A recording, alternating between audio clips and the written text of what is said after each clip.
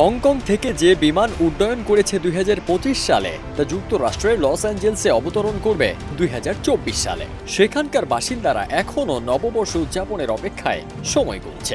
বাংলাদেশ সহ বিশ্বের বহু দেশে নববর্ষ উদযাপিত হলেও এখনও অনেক অঞ্চলে 2024 সালের 31 ডিসেম্বরের রাত।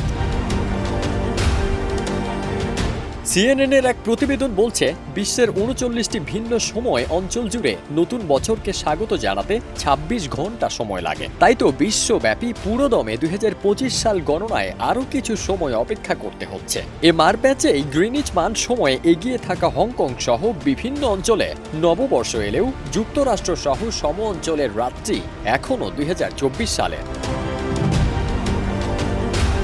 তথ্য বলছে ক্যাথে প্যাসিফিকের একটি বিমান হংকং থেকে 2025 সালের 1 জানুয়ারি রাত 12:38 যুক্তরাষ্ট্রের লস অ্যাঞ্জেলসের দিকে যাত্রা করে।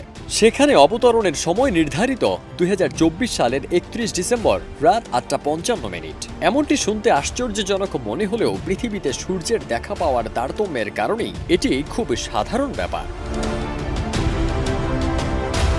তেমনি বিশ্বে সবার আগে নতুন বছর 2025 সালকে স্বাগত জানিয়েছে প্রশান্ত মহাসাগরীয় অঞ্চলের দেশ কিরিবাতি। নববর্ষ উদযাপনকারী প্রথম এই দেশটির বৃহত্তম ক্রিসমাস দ্বীপ সবার আগে নতুন বছরে পা দেয়। এরপরই দ্বিতীয় দেশ ওশেনিয়া অঞ্চলের নিউজিল্যান্ড 31st উদযাপন করেছে।